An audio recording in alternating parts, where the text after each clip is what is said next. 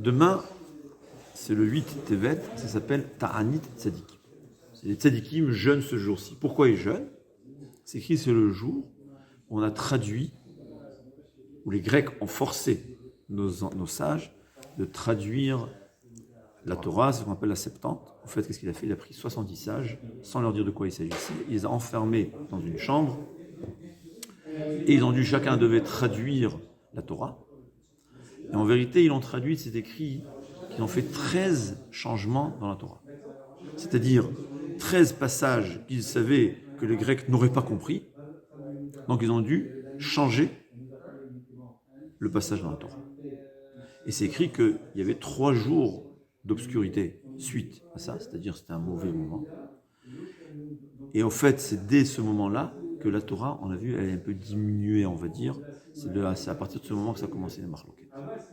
Et qu'est-ce qu'il y a de si grave de traduire la Torah? Moshe Rabbeinu lui-même, à la rentrée, il a traduit la Torah en 70 langues. Yoshua bin Nun, il avait écrit la Torah en 70 langues pour que toutes les nations puissent l'étudier et se conduire comme il faut. Qu'est-ce qu'il y a de mal? Il faut savoir, la Torah, c'est au fait, c'est la sagesse d'Akadosh Baruch Hu. On va dire, c'est la logique, la façon de réfléchir d'Akadosh Baruch Hu. Et c'est pas facile. Akadosh Baruch Hu, celui qui pourra comprendre un peu ce que c'est un atome, pourrait peut-être essayer de s'imaginer qu'il comprend Akadosh Baruch Hu. Mais c'est vrai, Akadosh Baruch Hu nous a donné cette chance-là de pouvoir comprendre la Torah, qui est Kucha Verichu et Torah, c'est un. C'est quoi la Torah? C'est quelque chose de saint. C'est pas une intelligence, c'est pas une sagesse profane, c'est une sagesse sainte. Et en réalité, quand on étudie la Torah, c'est impossible de la comprendre. Il y a seulement, Akadosh Baruch Hu dans sa bonté, il nous a dit, Yagata ou Matzata Ta'ami. C'est quoi? C'est le chant qu'on connaît. Il s'agit de la compréhension. Si tu t'efforces à comprendre, on nous dit, si tu ne t'es pas efforcé à comprendre et tu dis que j'ai compris, ne crois pas, c'est faux, c'est impossible. Si tu t'es efforcé et tu n'as pas compris, c'est impossible. Si tu t'es efforcé à comprendre et tu as compris, tu vas comprendre. Parce qu'au fait, la Torah, c'est quelque chose de saint. C'est quelque chose de saint, donc ça nécessite un effort pour le comprendre. La Torah, c'est quelque chose de saint. La Torah, c'est la sagesse d'Akadosh Baruch Hu. Et il faut savoir qu'on doit, pour essayer de comprendre Akadosh Baruch Hu, c'est pas facile. Il faut comprendre quelque chose de vrai. Le problème, il est quand il y a quelque chose que je ne comprends pas. Alors, il y a 2 possibilités d'agir. Il y a une possibilité, moi, je sais que j'ai raison. Et quand je vois un texte qui n'est pas tellement compréhensible, je vais adapter le texte à ma compréhension des choses. Ce qu'on appelle adapter la Torah à ma tête. Or, la Torah, c'est l'inverse. La Torah, c'est la sagesse d'Akadosh Baruch Hu. J'ai besoin d'adapter ma tête à Akadosh Baruch Hu. Comprendre Akadosh Baruch Hu, ça nécessite beaucoup d'efforts. Ça peut prendre des jours. Je ne veux pas de traduire la Gemara. Je veux pas de comprendre certaines choses. Pour comprendre les choses, la conduite d'Hachem, pour comprendre le pourquoi, même dans la Torah, c'est pas toujours compréhensible. Alors il y a quelqu'un qui reste avec sa philosophie, sa façon de comprendre, et il adapte la Torah à sa façon de comprendre. Mais c'est pas ça la Torah. La Torah, c'est essayer de comprendre, et à force, on va avoir une façon de réfléchir comme la Torah l'exige. C'est pour ça qu'on demande à un gadol, on appelle ça Da'at Torah. C'est quoi Da'at Torah? Quand quelqu'un a 80 ans, tout ce qu'il a fait, c'est essayer de comprendre la volonté d'Hachem. À un certain moment, il va arriver à un stade où il comprend. Sa façon de réfléchir, c'est une façon de réfléchir comme un Kadosh Baruch Hu, selon ce qu'on peut. Et donc, quand je vais lui demander une question, c'est vrai que c'est écrit nulle part, c'est quoi la solution?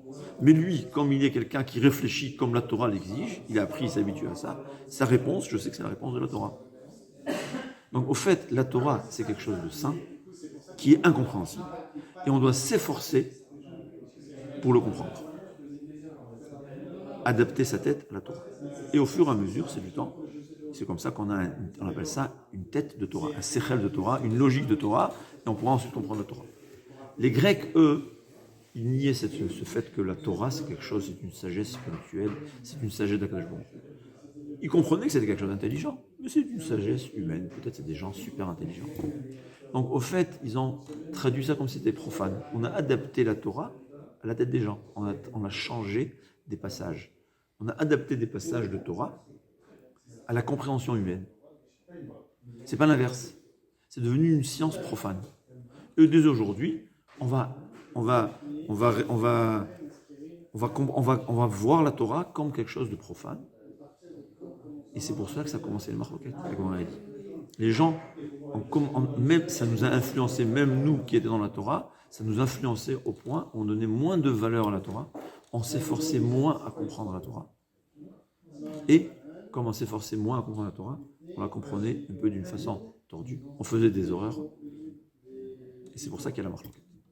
Donc, à savoir, la Torah, c'est une science sainte, c'est-à-dire, c'est la tête d'Akadosh Baruch Hu, si on peut dire, le cerveau qui vit Yachol, c'est pas un cerveau, mais c'est le cerveau d'Hachem.